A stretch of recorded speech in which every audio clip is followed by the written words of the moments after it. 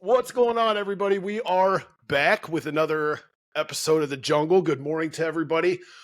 So guys, real quick, to start things off, I wanted to kind of start directing everybody to the webuildmonsters.org website. I have people that reach out to me looking for resources real quick or on a pretty regular basis.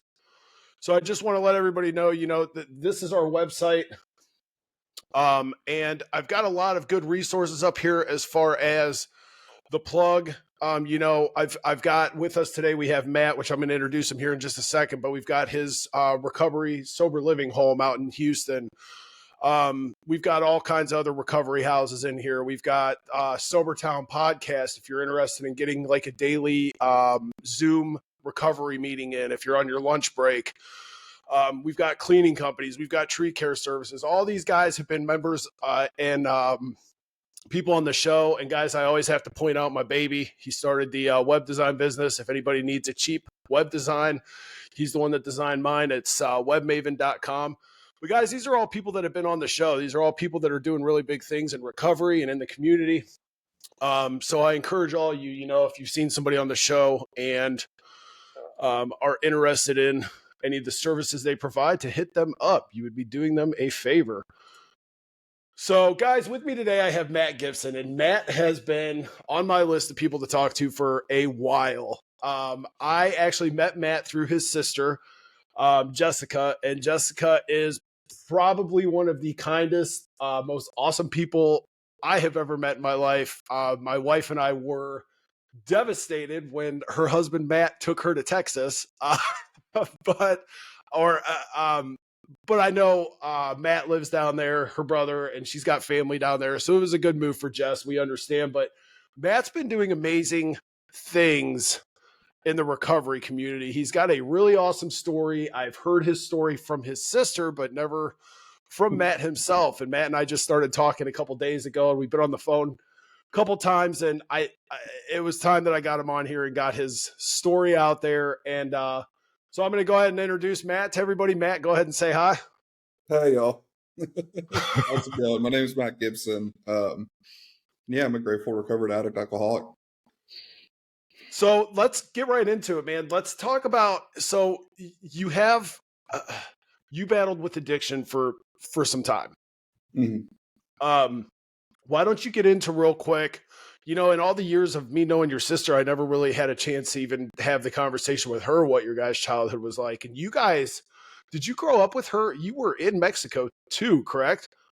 No. So we were born in Texas. My dad's from Mexico. He was born in Mexico, and he moved over here to the States when he was like 27. And then my mom's side is Cuban. And then we have a little bit of Irish in us. Okay. Yeah. Well, tell us all about like your childhood. What was it like growing up? I mean, what was it? What kind of led you into the path of drugs and alcohol? Man, to be honest, like, brother, like we had a great childhood. My story isn't the to be honest, like my story isn't the story of like, well, like I've had a lot of trauma and like this trauma kind of boiled up and like next thing you know, like I turned to drugs and alcohol. Like, to be honest with you, like my parents were great. My parents, were hardworking. We were like a hardworking middle class. And they, busted their ass to give us everything that we needed and everything that we ever wanted, to be honest, right? And so, growing up, like, I remember, because a lot of the stuff is kind of spotty for me, right? But I remember that, like, growing up as a kid, like we had everything that we wanted. We went to, growing up, we went to private school through like elementary and junior high, and then high school, we moved over to public school. But there was always something like internally different for me. I was always kind of the troublemaker, regardless of like how well we were brought up. Yeah. And So, you know, I was like, my parents seem to remember a lot more times of getting contacted by the principal than I do. But, you know, I was always in the principal's office, evidently. I was always, you know, having to stay back for detention or whatever it is and, and whatnot. And, but also, like, a big part of my story, though, is like, I was always, from what I remember, like, I was always a fairly, like, angry kid, I guess you could say, like discontented angry. Like I was happy, right? And like I was funny and kind of the class clown, but like internally, like I just didn't feel right. If that makes any sense. So you and I kind of grew up through the whole dare era, and I've Yeah. had this conversation with my wife, and I don't think I've ever shared it on here, but I very clearly remember in 5th grade in Mr. Bailey's science class, we had to watch the Your Brain on Drugs video. And Mhm. you know, where like the guy gets out of the car and he's got a whole suitcase of drugs. He's like, "Oh, they're free. First one's free." Well, first of all, nobody ever gave me free drugs. Yeah. But second of all, something that's stuck with me throughout the years is I'm very similar to you. I was kind of the class clown, but I was introverted in the same aspect. And I think a lot of that turned to anger because I wanted friends, but I didn't know how to. There was little to no communication in our house. But I remember the Dare video talking about, you know, drugs, and they make you not yourself, and they like this, that, and the other. And that was like appealing to me. And I think Mhm. I'm the only 5th grader in that class that was like, well, I kind of want to do those, you know? Yeah. Well, So, it's funny you bring that up because, like, you know, like one thing is like, so you know, like I kind of mentioned earlier, right? So like, um, our family, like my dad's side is Mexican, my mom's side's Cuban. We got some Irish in us. The family's a big portion of things. Like we're very family oriented, family driven, right? And so we'd get together and like do cookouts and things like that. And like from a very young age, like, you know, like the family would be drinking and whatnot, and not like drinking crazy or anything like that, but like socially drinking and whatnot. And I'd like casually have a beer or something like that or have a few sips. And I remember like the first time it was like, like is this how I'm supposed to feel? You know what I mean? Like, is yeah. this, this seems a lot better, right? Like, you know, I was like the class clown, but also kind of like what you mentioned, like um, it was hard for me to like communicate, right? And it was like, I took I had to feel really comfortable with you to let you in, Yeah. right?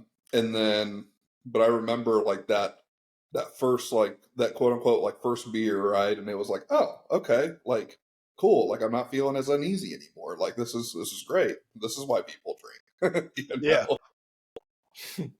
No, I was the same way. In fact, it's wild too because my family was the same, but only there. So my dad owned bars growing up, but he never brought the alcohol home. Like Mhm. I shouldn't say he owned the bars growing up. He worked for ODOT until he retired, and when he retired, he bought 2 bars, and they were a big item of contention between him and my mom. But he would come home intoxicated, but he would never bring alcohol and drink it home. And then Yeah, we would have family get-togethers, and you know, on my dad's side, like my uncles and my aunts would have like their drinks put up like up in the cupboards, and they would like do mixed drinks, no beer or anything like that. But they kept it kind of out of sight from us. But my mom's side, there was no alcohol. Like it was up until I think I was probably 22 years old. We had our first family get together, like outing on my mom's side, where there was actually alcohol. So it wasn't in front of me like that all the time. But I knew if it was going to make me feel different, and I didn't like who I was, and that's what I was looking for. So yeah. I remember going on a trip one time, and do you remember the Fresca? Oh yeah. The Fresca, they almost look like Bush Light cans. Yeah. I was riding back in the back of the van, and I thought I was so cool, like holding my Fresca. I'm like, oh, it looks like I'm like 10 years old, thinking I'm drinking a beer, driving the highway. I'm like, but that was my mentality, and it's weird because I can't, I don't know where it came from, you know. Yeah. So, all right, so I mean, you're going through elementary school, and at what point did you actually start? I mean, so you started when you were young at your family get-togethers, but it wasn't anything significant. When did things start turning? Yeah, it wasn't anything significant, because like, and again, right, like my family like wouldn't let me, like they Yeah, wouldn't allow it to be anything significant. You know what I mean? And so, really, I think things started when I moved over to high school. To be honest with you, for me, um, when I moved over to high school, I started drinking more, and it looked like. Um, it's funny I say this out loud, but then like I talk about it with my wife, and like she's like, "Yeah, I didn't do some of that stuff in high school." You know what I mean? But oh, my wife's the most straight edge, like never partied. Like she drank a little bit through college, but that's it. I don't know uh, what they ever saw in us. yeah, but like like I'd go out to parties, and like during high school, like I was having a fun time, right? But like looking back on it now, like everything kind of revolved around like the next party, right? And Yep. like we go out, we drink heavily at the parties. I think I started smoking weed like at like 16, 17 at a party. And like I remember like the first time I smoked weed, I was like, yeah, that's all right, but I'll stick to drinking. Yeah. And then like for some reason, it just became like a daily thing, like quickly, even though like that wasn't like my mind was like, well, that's okay. Yeah. So yeah, like growing up, like I was going and doing, I was pretty active in sports and things like that. And, I did football from like fourth grade on through eighth grade. When I got over to high school, I wanted to try something different. And so I got into wrestling, and, man, wrestling was like a lot of fun for me, right? And so like wrestling was like the first time where, football was fun and everything, but wrestling was almost like the first time where like I had kind of an outlet to like disassociate myself from just like all like the pent up aggression that I had, all of the like disassociate myself kind of from reality. You know what I Yeah. mean? And like really focus on like the task at hand without having all the background noise, right? Yeah. Um and Can I ask you two questions? yeah, First question, were you ever bullied? yeah, yeah. Okay. So I was bullied a little bit as a kid growing up because I was always a little bigger, right? So Yeah. I was bullied a little bit as a kid growing up. Yeah, I probably should have mentioned that earlier. Yeah, like No, no, no, you're good. I um, just yeah, keep going. so I was bullied a little bit as a kid growing up through like junior high and whatnot, just for kind of being bigger and whatnot. And like that kind of led to like to anger, and honestly, like through junior high,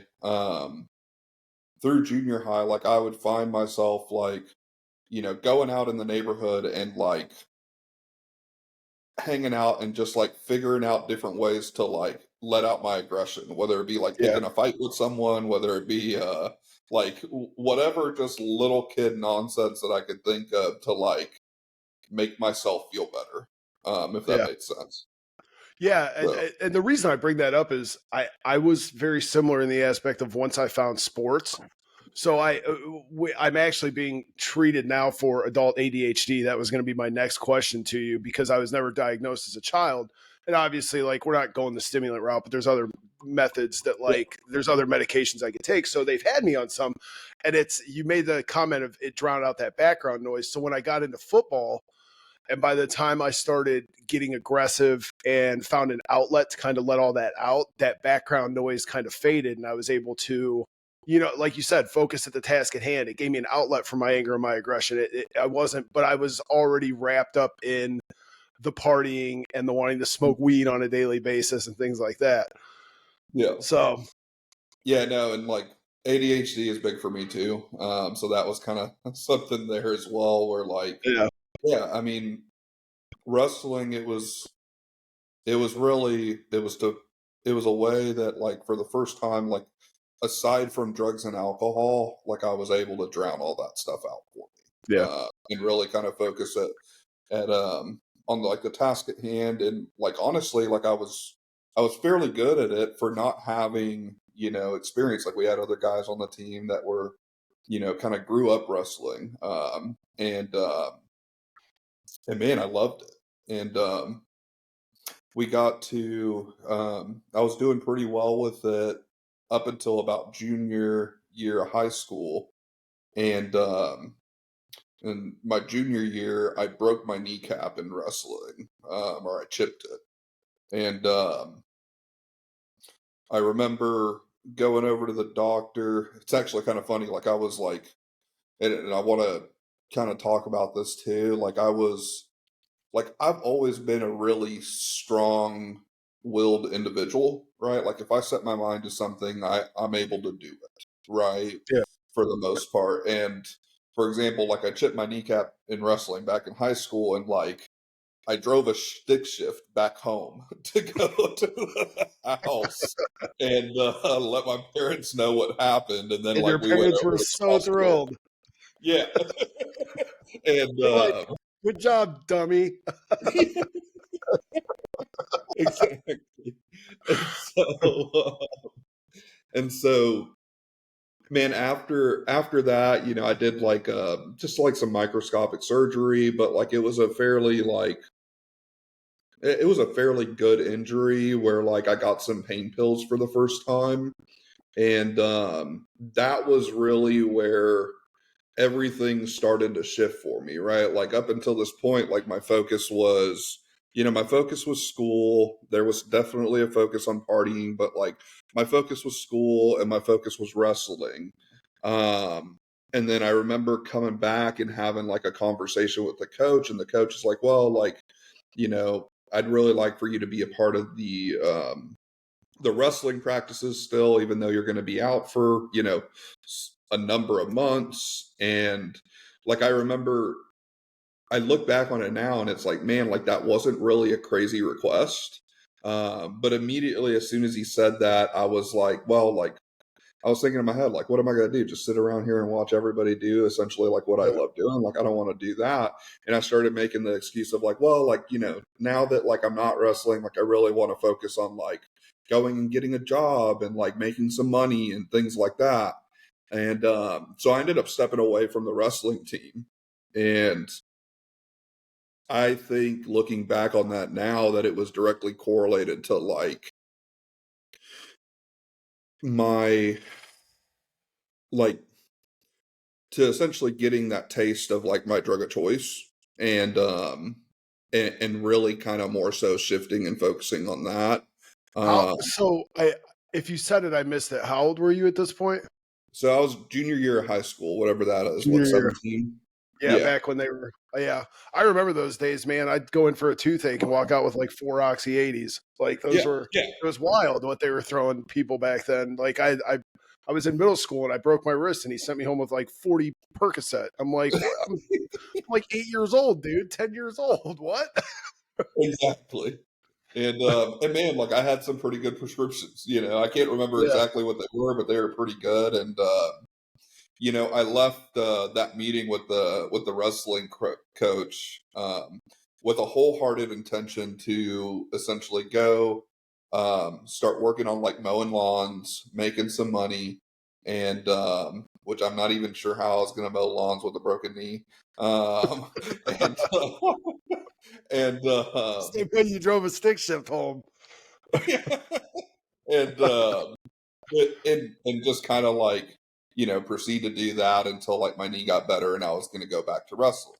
Um, and you know, obviously, like none of that really ever happened. Like what I ultimately ended up doing was just finding myself going and hanging out, smoking weed after school every day, popping pain pills every day, and like popping more than prescribed, or like going out and like drinking it with friends or going to parties. And like, you know, like, yeah, I was working periodically here and there when my knee got better, but like it wasn't like I was getting high and working consistently, not Yeah. just like working. Right.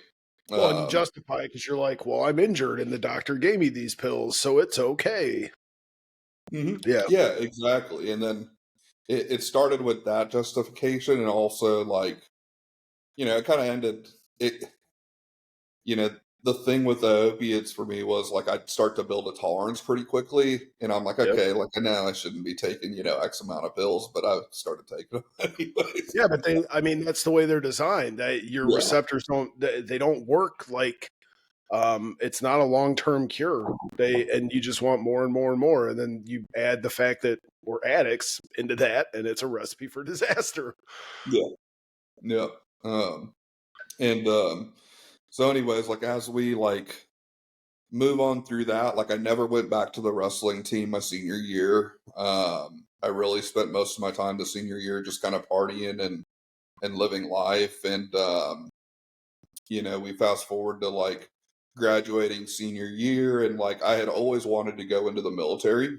Um, and I remember talking to my parents about the possibility of like the military, and they're like, "Look, like we love that idea, but like you're smart, you're doing well in school, like go get a college degree, and then if you want to go into the military, you can go in as like an officer afterwards, right?"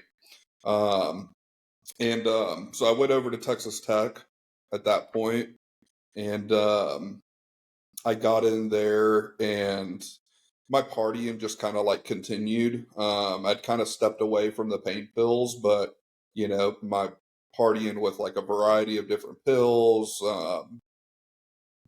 ecstasy, pharmaceuticals, marijuana, drinking, like just kind of continued on, and it was just like one big party the whole time, which was great, and it was a lot of fun, until Well, midterms came out. yeah, and I remember I was like I had a history class that I had a history class, which like I had always loved history. I'd always been really good at history. I had a history class where like it was an essay final exam, and I had to at least score like a 95 on this essay final exam to be able to pass the course. And I was like, man, like how is it that like I'm in this position in a history class? Like this is like my jam, Yeah. and I buckled down during that time and kind of reverted back to that like self will, right? And that willpower reverted back, and like I popped a crap ton of Adderall, stayed up for like a few nights, studied my ass off. Um, and I remember I ended up like falling asleep late the night before the exam. Um, and just kind of passing out with my book on my chest. And I remember I woke up and I was like kind of late.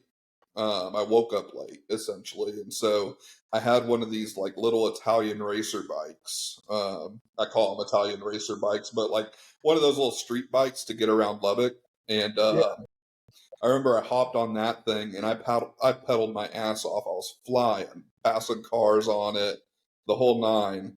And I hit like this small hole in the road and flipped over the bike, landed on the pavement. I had my like number two pencil in my hand, and like I remember like when I woke back up, which I think was fairly quickly, I'm not really sure, like I remember looking at my number two pencil and thinking like, man, like why is that broken? And Oh, dude.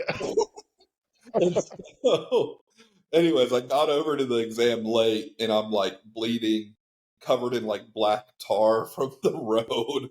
And the professor was like, "Hey, look, like you, like this is ridiculous. Just come back tomorrow and take the exam." And I was like, "Okay, great." Um, so I left, went back there, took the exam, got a 99 on the essay exam, ended up passing. But like the dorms were closing at the time, and the dorms were closing at the time since I had had to stay late. And I had all sorts of paraphernalia and whatnot sitting in my room, and they had gone through and done like a fire, like a fire safety check, throughout the dorms. And I remember they found all the crap that I had there, like all the paraphernalia and everything. And I knew it wasn't going to be looking good. And honestly, like this was like the first time that I had really like gotten like had the possibility to like really get in trouble with the law. So like part of me was kind of like freaking out as well. I'm like, oh my God, like they're Yeah. gonna slap me with all this, and like my parents are gonna kill me and blah blah blah. And I'm like, like I'm just gonna go back to Christmas break and I'm gonna tell my parents like school isn't working out and like I need to do community college. Uh, and so that's what I did. Didn't tell my parents a word about it. I don't even know if they know now. I guess they do now. But but that's kind of kind of what happened over at Tech, Mom and Dad. And and so that kind of happened. And again, it's kind of one of those things where it's like like I never expected me to like fail out of college, right? I was a smart kid. I knew what to do. I knew how to study, all that stuff. Like but I found myself failing out of college. Um, then, when I got back over to Dallas with the family, I'm like, okay, like, I could go and do the community college thing, which that wasn't working out because I continued to party. And I was like, well, like, you know what? Like, let's just go off to the military. Like, I wanted to do this for a while. Let's just do it. And talked to my parents about it. They're like, okay, like at this point, fine, and they were excited about me wanting to do it, right? But they were also scared, right? Like I wanted to Yeah. go in as like, I wanted to go in and like go in at like a combat MOS and all this stuff, and like they were scared, um, and so I remember I went over to the Army recruiter's office, and like during that time, like I was a little bit overweight, and the Army recruiter's like, "Look, like we need to get you down to like 26% body fat minimum to be able to do this." And like, man, and then he also told me, one of the good like if you're a drinker, like don't drink beer, just drink liquor. It actually kind of helps with shedding some fat, is what he told me, which like he doesn't. But like I heard that, I'm like, great, bet. Like we're gonna drink some whiskey, we're gonna go out, work our asses off. And so I hit the gym for the next like 2.5 months, and I lost like 55 pounds in 2.5 months. Oh wow. I just started cutting weight, just like I did over in wrestling, and just going to the gym twice a week or twice a day, um, and just hitting it right. And I got down. I did my ASVAB. I did MEPS, and I was pretty much ready to ship off over to Fort Leonard Wood, Missouri, for to be a combat engineer.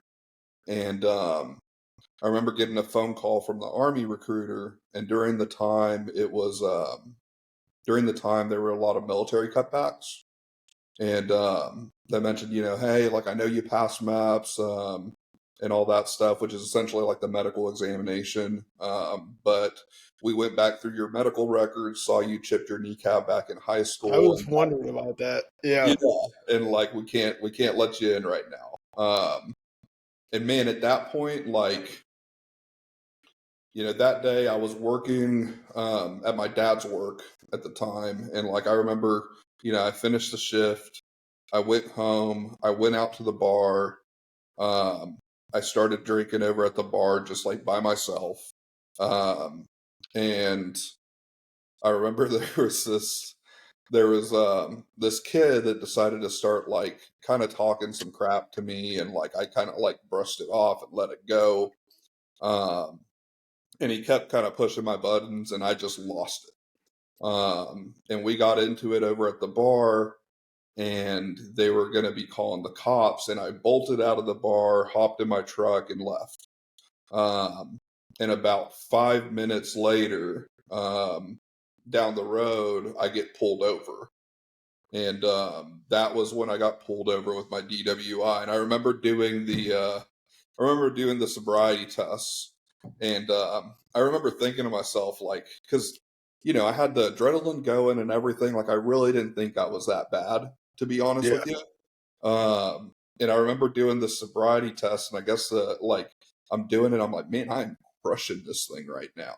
And then all of a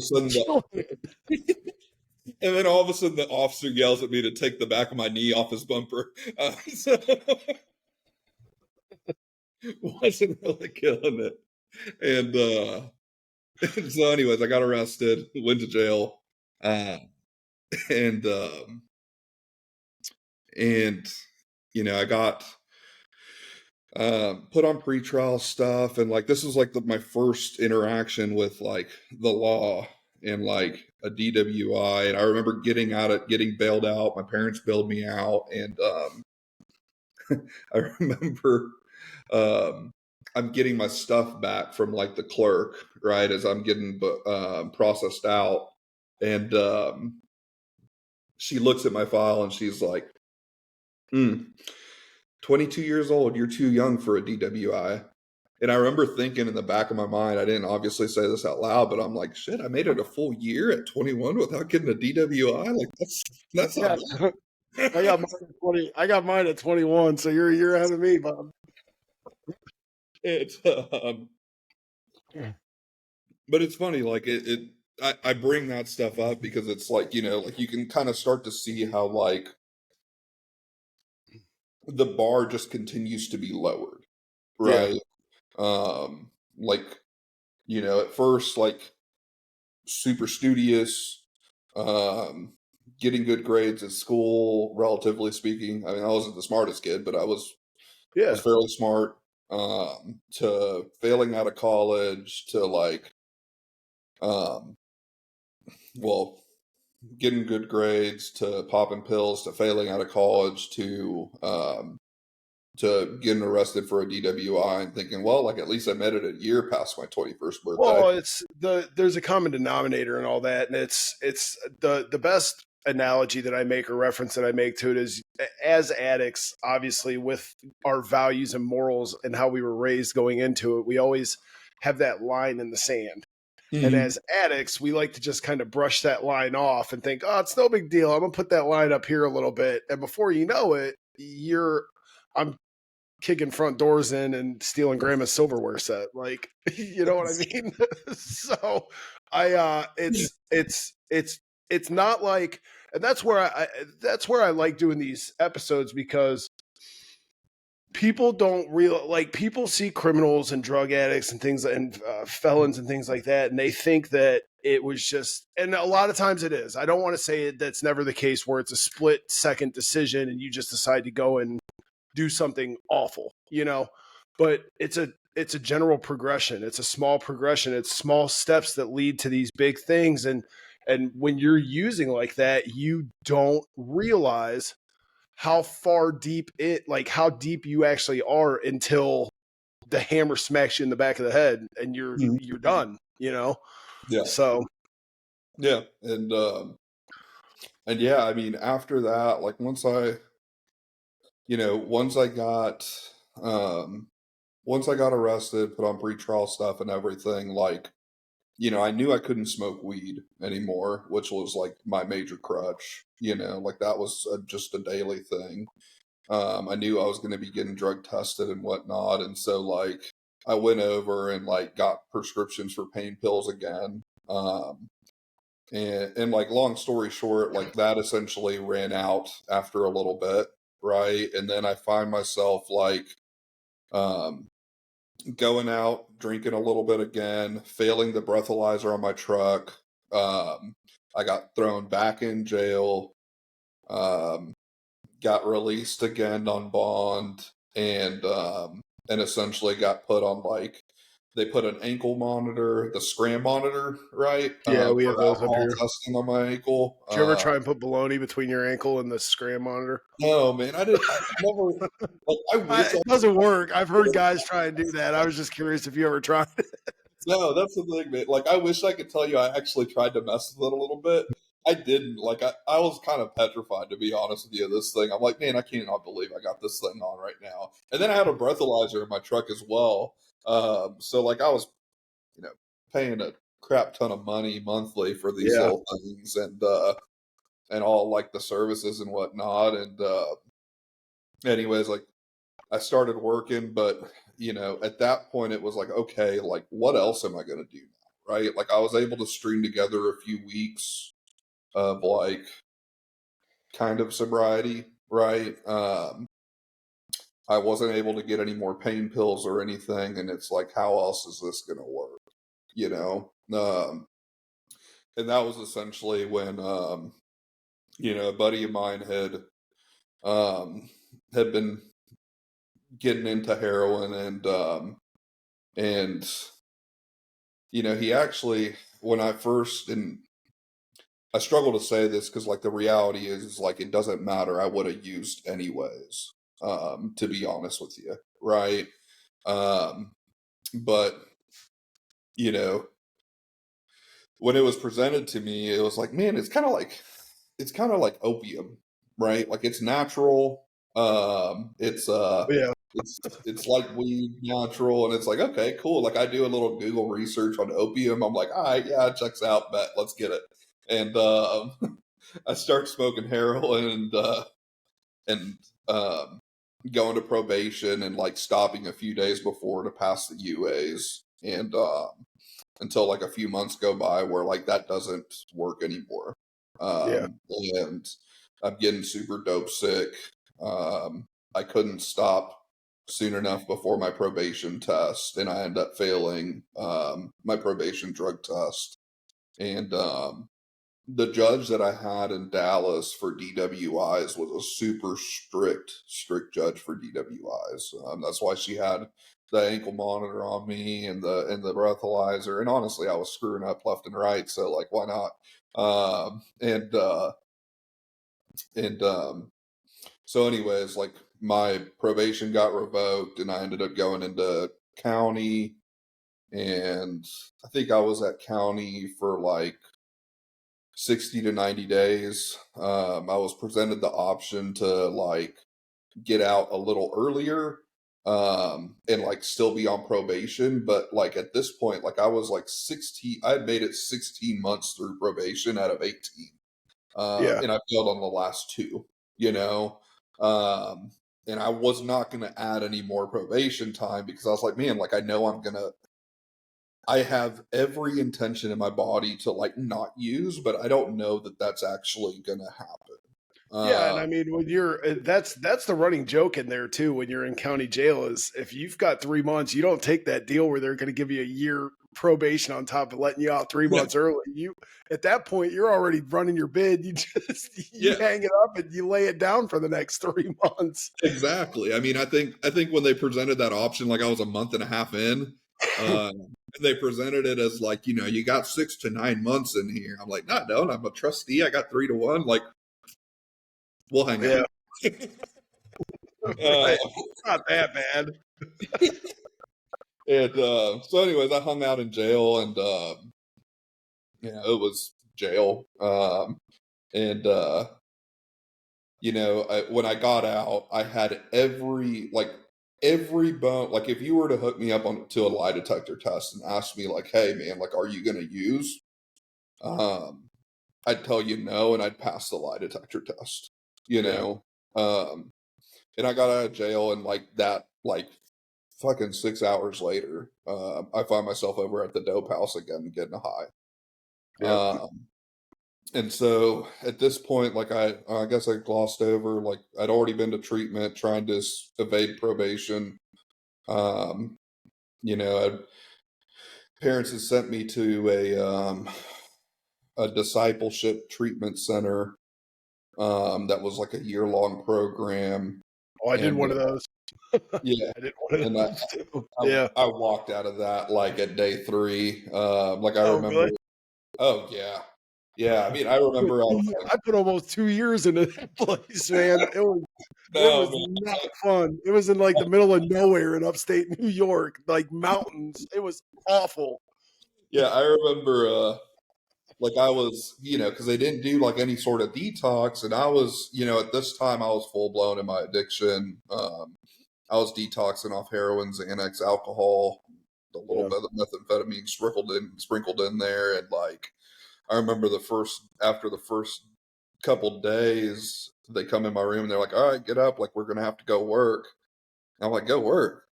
I'm like actively trying not to shit my pants right now and fighting a seizure, like, and and so, um, they stuck us all in this like minivan and drove us over to like this like farm, and they pull out this push mower from the minivan, and they're like, "All right, start mowing." And I look at the push mower, I look over at them, and I'm like, I don't think this is going to happen, guys. And next thing I know, I just start walking, uh, and walked through a few cornfields, and got to a road, and made it made it to like, I want to say McKinney, um, and got picked up and continued using. So that went on for a good bit. That went on for several years, and really like to kind of wrap things up with it, because I want to get down to like what like recovery looks like Yeah. today for me. It's like, I guess, we did a little qualification, right? So there's my qualifiers. But it So, went well, years. let me ask you real quick before you move into like what you're doing now. What, Yeah, and I ask this to everybody, what was your defining moment? What was the final point where you were like, this is stupid, I'm done? man, I had been to 4 treatment centers. I think I think 4 treatment centers. I left early out of 3 of those 4, I think. I only made it successfully through 1 treatment center before I went to treatment this last time around. Yeah. I was finding myself like anything that wasn't bolted down in my parents' house was stolen, Oh right? yeah. I yeah. And it wasn't like I didn't wake up in the morning thinking to myself, "Hey, like how is it that I can best screw over my family today?" Yeah. Um, like that never was my intention. I just got so wrapped up into things that like I didn't even think about them anymore. I didn't think about the people that I loved and cared for. I Yeah. didn't think about um I didn't think about how like my actions were affecting others at all. And at this point, like my family had held some pretty firm boundaries with me, which honestly saved my life.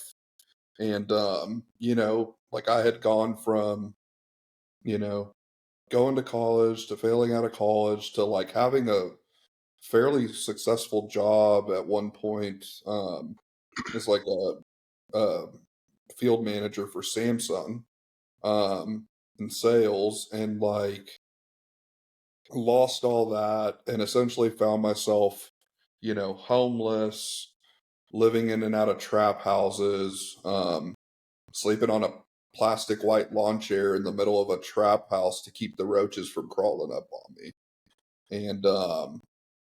And every time that like my family would try to let me in, I'd burn it down. Uh, Yep. and like it happened enough times to where it was like, look, like this isn't because of my family. It's not because my family's up my ass.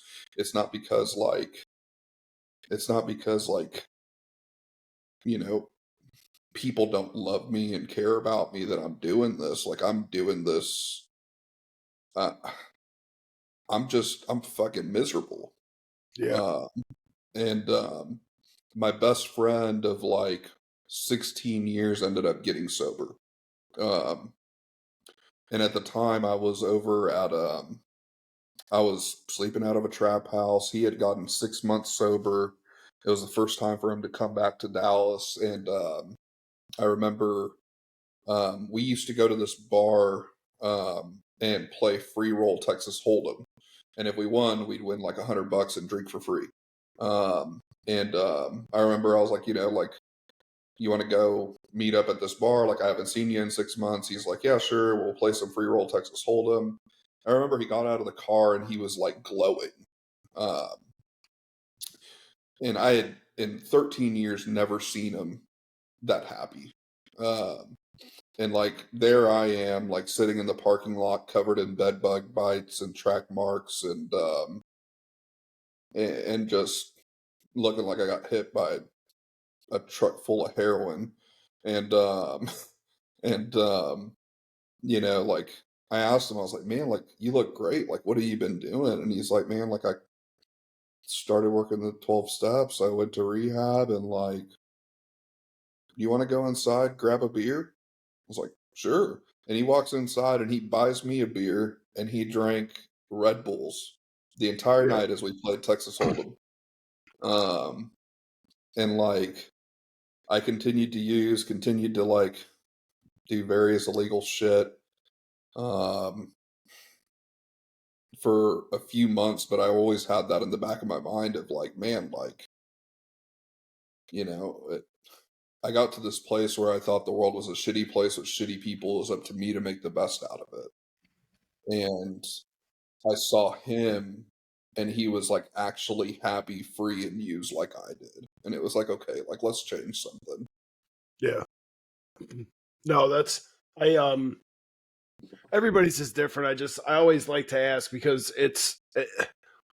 but it's all the same. It's you finally hit that wall of just hopelessness, and you hate yourself, and you're looking for any way just to make it better.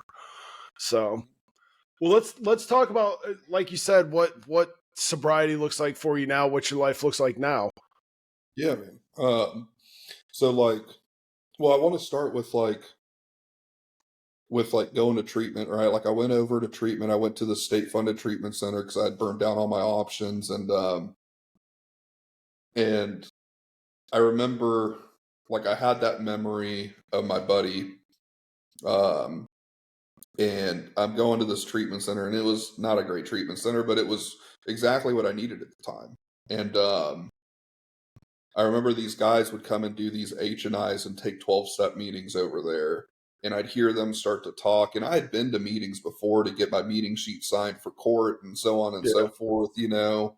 But for some reason, something was different this time around. And like, if you were to ask me, like, did I go into treatment with the wholehearted intention to never drink or use again? Um, I tell you no. Like even after like all the homelessness, all the illegal activity, kicking indoors, whatever it was, like heartache, I never really thought it was possible for me to like live a happy life sober. Um, and like I started to see these guys come in and take this like bring these meetings to this place, and like they'd talk, and the way they talk, like I knew they weren't bullshitting. I knew they used like I did. I knew they were miserable like I was, and like they genuinely seemed happy. Uh, and I was like, man, like I've tried this 12-step thing before. I've tried pretty much everything under the sun.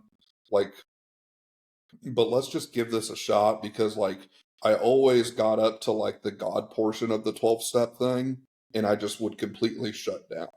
Um, and yeah, so like, you know, I got out of treatment, started working with a sponsor, diving into the step work.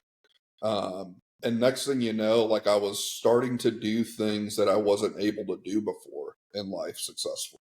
Um, like I was able to go back to court in Dallas, which like, you know, I'd tried moving cities and all this other stuff before, and like I always just found myself driving back to Dallas to cop dope.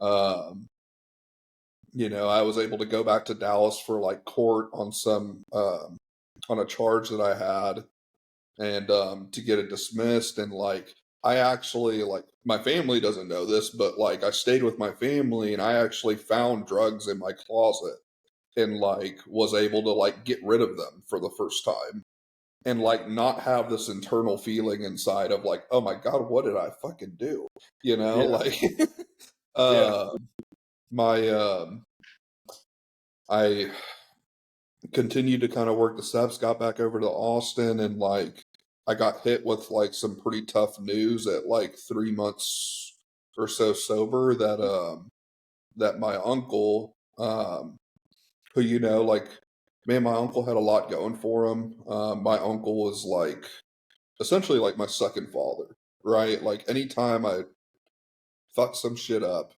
um, and it was really bad, I'd go to my uncle. I'd tell him whatever it was that I burnt down to the ground. And then he'd like, take me to go talk to my family about it. You know what I mean? And yeah, I got some news that he passed away. And my dad, which like, you know, for years up until this point, like my family, like it's not that they didn't want anything to do with me, it's that they couldn't have anything to do with me. Yeah. Right? Like they wanted me to be there. But the reality was is like anytime they let their walls down, I'd screw them over in some way, shape, or form. And my dad called and asked me if I could essentially come back to Dallas for the funeral. And I was really kind of worried about going back to Dallas for that. Because I remember calling my sponsor and I'm like, hey, like, I don't know if I can do this. I love my uncle a lot. Like, I don't know if it's going to be super emotional. I can go and cop dope for free if I wanted to. Like, there's all sorts of stuff that, like, I don't know that I should be doing this. He's like, man, like, I want you to sit back. I want you to, like, I'm not going to tell you what to do here. I was like, what? Like, that's your job, dude. Like, you're my sponsor. And he's like, no, man, like I'm gonna really like this is a spiritual program and I'm really gonna revert you back to like the spiritual aspect of this is like I want you to pray, meditate, and really get with God and see like if this is right. And if it's not right, then great, I'm gonna support you in it. If it is right, then great. Um and during that time, like I prayed and meditated more than I ever had in my life. I 10-step more than I ever had in my life. And like man, for like the first time in a decade, um, I was able to show up for my family, like my dad who just lost his brother, my aunt who just lost her husband, my two cousins who just lost their dad. Um, I was able to show up for them, like not only I was able to show up for them not only physically but like emotionally for the first time, uh, and that was really cool. Um, they were like there was alcohol involved and whatnot there at like the wake, and like there wasn't any sort of urge for me to drink again, right? Um, and like people were just like genuinely like it's like something that like my family still remembers to this day, you know.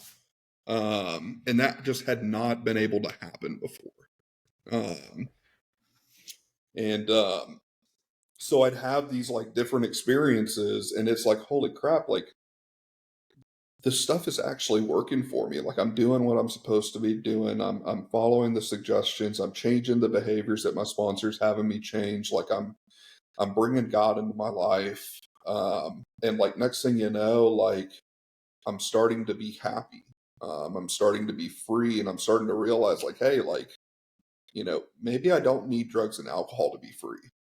Yeah. Um, and and yeah, like the ball just kept rolling from there. And so you know, fast forward to now, it's like, like man, if you were to ask me 6 years ago, um, like, do you ever think you'd have a family? Um, like, do you ever think you'd, be able to like sustainably hold a job? Do you ever think like you'd be like, things like that? And it's like, no, like I thought in 6 years I was going to die. And I was honestly like, okay with that. I prayed for it every day. I I hoped that I was going to kick the bucket with that needle in my arm, dude. Like I Exactly. was sick of it. Exactly. And yeah, that's the thing. Like that's one thing that like that's what I really wanted to focus on with this. It's like, man, like the reality was is like for a long time, like I knew I was an addict and an alcoholic for a long time. I didn't have to like be an Einstein to figure that out. Um,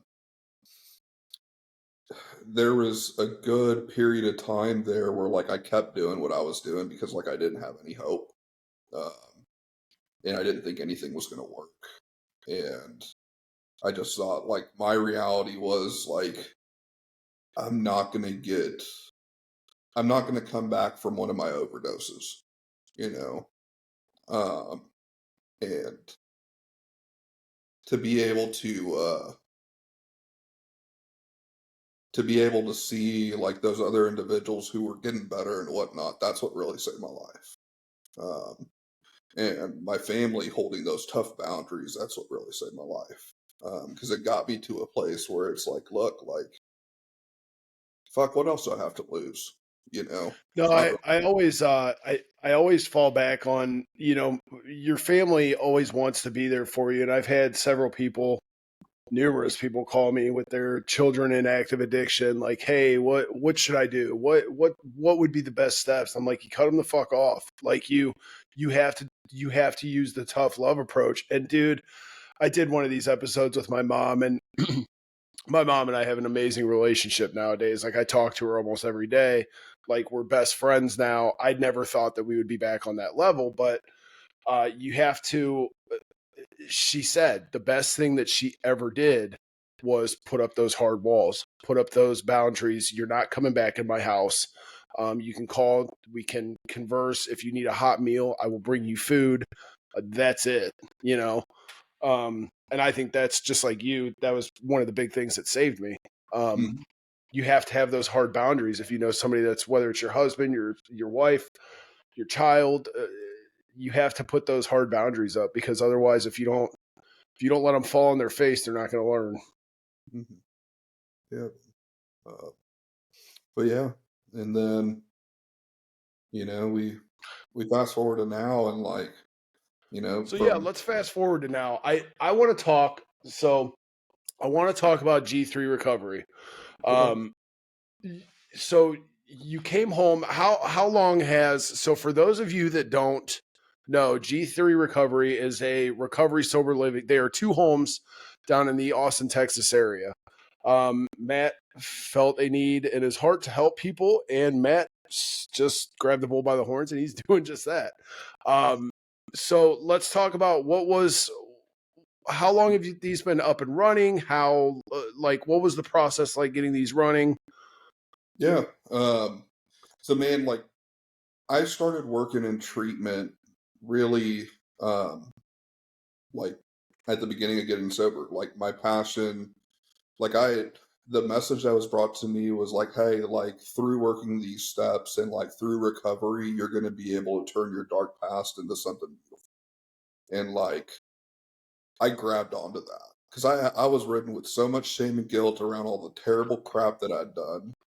And it was like for the first time, like I actually saw a way to like turn this around. Yeah.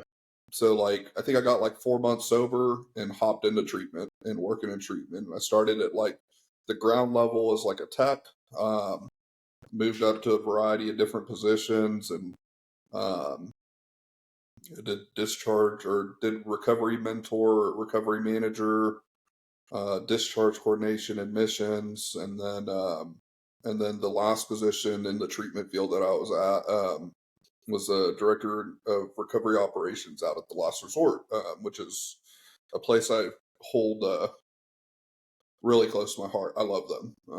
They're awesome, and I'd always had a desire to like open something up of like my own, and like I can't take all the credit for this because my wife, who's also sober, she's got 10 years sober. You know, it was a scary thing to open it up, and my wife was kind of like, "No, let's do it. Let's dive into this." And so October of 2022 was when we got our first clients in. Um, and we started with a men's house, and like really what both my wife and I wanted to do was like I'd worked in treatment long enough to see that like families were, like these guys would go into treatment and they'd have like super intensive work in treatment.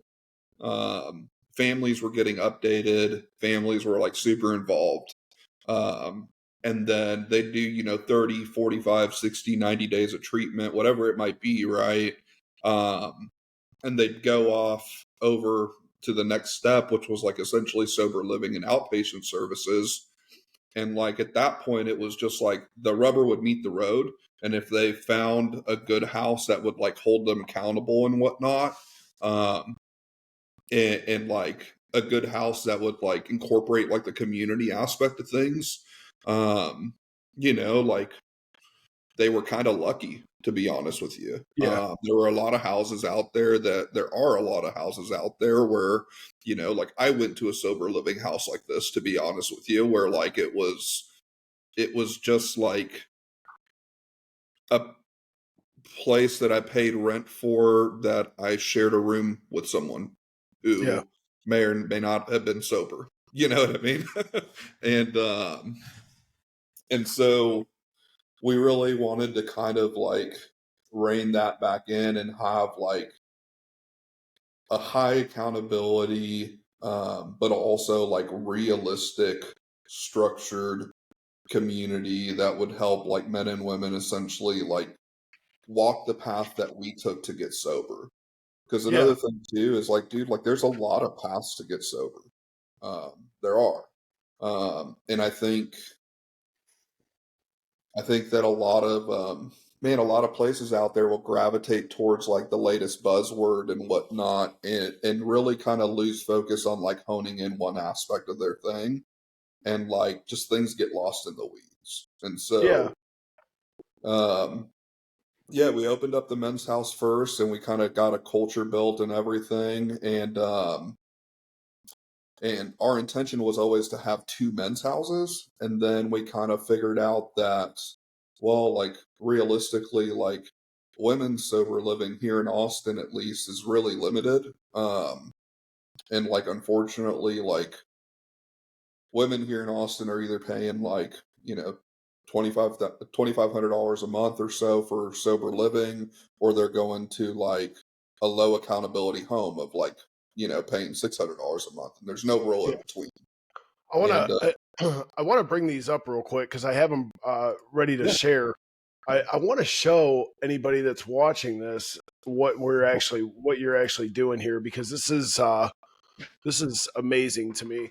So now, obviously, and anybody that wants to get on and check out his website, it is g3recoveryatx.com. So I'm just gonna head over here to. So these are nice houses, man.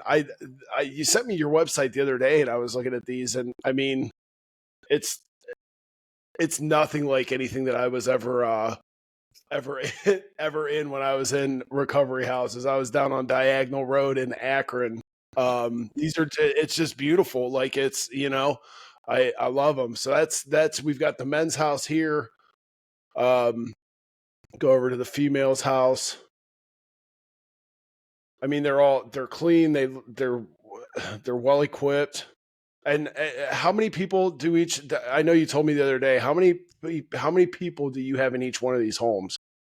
so it depends on the house. So the men's house is 14 people, including the two house managers. The women's house is 10, including the two house managers. And Yeah, I mean, my wife and I really tried to make it to where it was like, look, like if we needed sober living today, like, are we going to be comfortable here? There was a lot of places that we'd go and look around at, and it was just like, it wasn't, it didn't have the home vibe. It almost felt slightly institutional. Yeah, Aside from like the random live, laugh, love poster you'd see on the wall, there wasn't really much decorations. not the Um, live, laugh, love. and, and so we really wanted to kind of make this an environment where like these guys and these ladies could essentially come to get well and like call home for a while they figured things out and worked on getting their feet under them. And now this is just like a regular halfway house. Like from our conversation the other day, these guys come in. Um, I don't know if there's a drying out period coming into the house. I know the one I was in, you had to be there, I think it was 30 days, but I know you want them to be a little more acclimated in the community. You kind of want the rubber to hit the road as soon as they move in. So these guys are acquiring jobs. Mhm. They are paying rent. You are not collecting any funding from like outside agencies to run this. This is solely you. This is your baby. Yeah, yeah. So yeah, I mean, like in my opinion, right, like the whole purpose of sober living is for these guys and these ladies to learn how to like successfully live life sober, right? Like, if you were to ask me before getting sober, like, what were my skills? My skills were like revolved around a lot of illegal activities, Yeah. and Good. not around I have a good like, criminal skill set. It's great. yeah, and not around anything like really productive, to be honest with you. And so, like, the guys and the ladies Like help. Liam Neeson, I have a specific set of skills, and they will all land me in prison. And so, like everybody's assigned daily chores, so they're required to like kind of keep things clean and whatnot, and complete their daily chores each day. They're required to find a job within the first 30 days of being there. Um, we are like a 12-step immersive program. So they're required to find a sponsor, work with a sponsor on a weekly basis. Um, we have um, a meeting requirement that they're required to kind of hit and do, and each week. And we have what's called like a phase system. So like they start out at like phase one, and as they kind of move up in the phase system, their meeting requirements go down, their curfew moves up, and they start to kind of learn like, how do I balance my recovery with like life, right? Like Yeah. how do I bring the principles of recovery into like my job, right? And how do I bring the principles of recovery into like my financial responsibilities, whether it be like getting car insurance, right? Like getting a car, paying rent, all these different things that like we haven't done successfully for a good while. Um, and and yeah, so it's been freaking beautiful. It's been awesome. It's been terrifying, to be honest with you. Like, it was terrifying to start to, essentially walk away from like, The tradition. but Yeah. I loved my time over at TLR. And I loved being the program director over there until like essentially it was like the first time for me to walk away from like a job that like I really loved and was passionate about, Yeah. to go into essentially something that like I wasn't really sure was going to work or not. And man, over a little bit over, we're a little over a year now of being open, and like over the last year, we've been able to help out. We've been able to help out a lot of men and women, and you know, we've been able to like not only man, like the really cool thing, and like I'd love to be able to tell you that everybody that comes in the house gets it. Um, and like the truth and like the reality is that's not the case. Yeah. Anybody that's been in recovery or that's just the hard truth of it. Yeah, and but like the really cool thing has been like having the opportunity to like talk to these individuals and get them like remotivated to dive back into it if they fall, right? And being there for the families, like that's another thing that we kind of starting to see is like, the families, like they would be getting contacted weekly while their loved one was in treatment, and then they'd get out of treatment, go into sober living, and like the only time their loved ones would ever hear from anybody was like when rent was due or there was a relapse. Like Yeah. they weren't talking with anybody and learning like how to communicate with their loved one and like rebuild those relationships and so on and so forth. They're like figuring out like, hey, like is little Johnny even doing okay? Because like he Yeah. hasn't talked to me in months. And we'll provide biweekly updates with the families, and not only kind of let them know how they're doing, but like, if they're struggling, like kind of coach them on like, hey, like what is it that we can do to help them? Yeah, so there's like it's almost like a reunification counseling services provided as well. That's awesome. That was you and I talked for a while on the phone yesterday, and I think most people know my vision is to do something very similar to what you're doing. Um, I've been in and out of halfway houses and recovery centers, and I don't think I've got my wife's little brother. He's in one right now. And I think I'm going to get a group of those guys on here and just talk about what they feel needs changed and what could be better. And so I think that would be a cool, but people don't get it. They think you're in this halfway house and you're just supposed to be there. And it's the same as jail and prison and everything else. So the fact that, you get in these centers or you go to jail and there are no programs, or you go to these centers like you and I were talking yesterday, and I forget what the buzzword was that you used, like trauma counseling, and you're like, yeah, trauma counseling, and you're like, so what are you doing to counsel these guys on their traumas? Well, we talk to them. Okay, but that's a pretty common theme across the board with halfway houses. Is I can't say there's not any, because obviously you're doing it and there are good halfway houses out there, but I encourage any of you that are considering going into a halfway house, do some research before you get in there, because you could very easily find yourself back in a very sketchy, shady situation where it's going to make things 10 times harder for you if you are absolutely like serious about getting your lives together. Because I know I was in my halfway house for less than, I think, a week, and I was popping Suboxones and running the streets. But no, man, I love what you're doing. Do you mind if I pull your Facebook up here for G3? No, yeah, man, go at it. No, I love what you're doing here, man, and I think it looks like you do quite a bit with the. Let me find it. It looks like you do stuff like as far as like events and things like that. Like it looks like you got So the I paintball mean, Saturday, February. that was You another guys, thing too. It's like my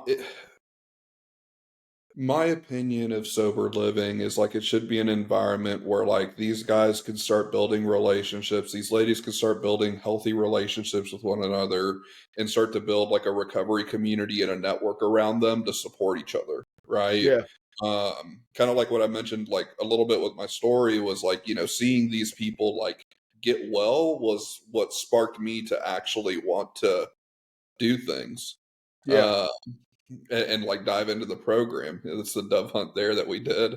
And So like another big portion of that and like community and fellowship is like, hey, like, yeah, like you got to go to meetings and like work the steps and like go to counseling or whatever it might be that like you need to do. But like the stuff can actually be fun, you know? Well, and that's something that I was going to comment on here too, because it's very much so, like I said up top, you guys are incorporating community. You're incorporating the fact that you don't have to be in a bar or in a trap house or numbing your feelings. Like one of the best one of the best feelings and things that I love about my life nowadays is I can look at it and look at where I was and look at where I'm at and just understand how beautiful like life and the journey is and how much fun life and the journey is. I mean, I'm looking through these comments and you guys go and do stuff like and that's so important. Like you're out here at the shooting range and you're playing golf.